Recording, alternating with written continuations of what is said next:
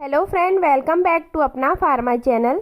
दोस्तों, आज की इस वीडियो में हम जानने वाले हैं SCQS टैबलेट के बारे में, किसे कब लेनी चाहिए और कब नहीं लेना है, इसके क्या क्या फ़ायदे हैं और इसके इस्तेमाल से क्या क्या साइड इफ़ेक्ट हो सकते हैं और किन व्यक्तियों को यह टैबलेट नहीं लेना चाहिए। पूरी जानकारी जानेंगे तो वीडियो को बिना स्किप किए पूरा जरूर देखिएगा। Hydroxy chloroquine anti malaria drug होता है और बात करें इसकी स्ट्रेंथ की तो यह मार्केट में 100 mg, 200 mg, 300 mg और 400 mg के अलग अलग स्ट्रेंथ में आपको मिल जाता है। अब हम जानते हैं इसके क्या क्या फ़ायदे हो सकते हैं। तो यह एक एंटी मलेरियल मेडिसिन है, तो इसका जो मुख्यतः यूज़ है मलेरिया को ठीक करने के लिए किया जाता है। जब भी किसी को मलेरिया होता है तो उसके जो कुछ सिम्टम्स होते हैं वो तेज बुखार आना है, जो कभी कभी ठंड व कपकपी के साथ आता है, सर में दर्द हो सकता है, मांसपेशियों में दर्द रहता है। तो इस समय जब मरीज को यह टैबलेट दिया जाता है तो यह काफ़ी फायदेमंद होता है।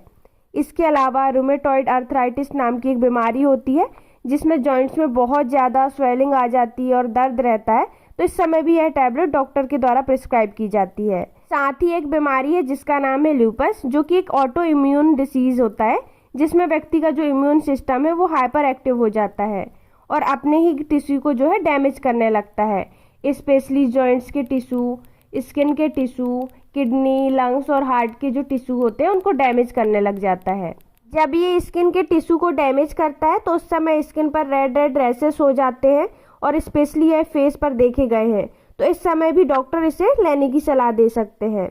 इसके अलावा एक क्यू फीवर नाम की बीमारी होती है जो नॉर्मली जानवरों से होती है, स्पेशली भेड़ व बकरी से। तो इस समय व्यक्ति को बुखार आता है, खांसी होती है और कमजोरी के साथ साथ उल्टी भी होने लगती है, तो इस समय भी हाइड्रोक्सी क्लोरोक्विन को दिया जाता है। अब हम जानते हैं इसके साइड इफ़ेक्ट के बारे में कि इसको इस्तेमाल करने के बाद आपको क्या क्या साइड इफ़ेक्ट हो सकते हैं। तो नॉर्मल साइड इफ़ेक्ट में देखा गया है माइल्ड नोजिया, हेडेक मतलब कि सर में दर्द हो सकता है, कान में दर्द रह सकता है, दस्त लग सकते हैं, एब्डोमिनल पेन हो सकता है, लॉस ऑफ अपेटाइट मतलब कि भूख की कमी हो सकती है, आपको भूख नहीं लगेगी। तो ये कुछ साइड इफ़ेक्ट है जो आपको हो सकते हैं। और अगर लॉन्ग टर्म साइड इफ़ेक्ट की बात की जाए तो इसमें इरिवर्सिबल रेटिनोपैथी का सामना करना पड़ सकता है, साथ ही परमानेंट विजन लॉस हो सकता है, आई पिगमेंटेशन हो सकता है, एक्ने भी हो सकते हैं और एनीमिया मतलब कि खून की कमी हो सकती है। तो ये कुछ साइड इफ़ेक्ट हैं जो देखे गए हैं। तो आपको अगर ये साइड इफ़ेक्ट या इसके अलावा और कोई दूसरे भी साइड इफ़ेक्ट देखने को मिलते हैं तो इस टैबलेट को आप लेना बंद कर दें और तुरंत अपने डॉक्टर से जो है कंसल्ट करें। अब हम जानते हैं कि किन किन व्यक्तियों को इस टैबलेट को नहीं लेना चाहिए। तो यदि कोई व्यक्ति है जिसे 4 अमीनोक्विनोलोन ग्रुप की मेडिसिन से हाइपर सेंसिटिविटी है तो उसे हाइड्रोक्सोक्लोरोक्विन को नहीं दिया जाता है। साथ ही अगर किसी व्यक्ति को डायबिटीज़ है या हार्ट से रिलेटेड कोई प्रॉब्लम है उसे भी यह टैबलेट नहीं दी जाती है। और यदि कोई प्रेग्नेंट वुमेन है या ब्रेस्ट फीडिंग मदर है या कोई महिला जो प्रेगनेंसी की प्लानिंग कर रही है तो उसे भी इस टैबलेट को नहीं दिया जाता है। अब हम जानते हैं कि यह SCQS टैबलेट किन किन मेडिसिन के साथ इंटरेक्ट करती है।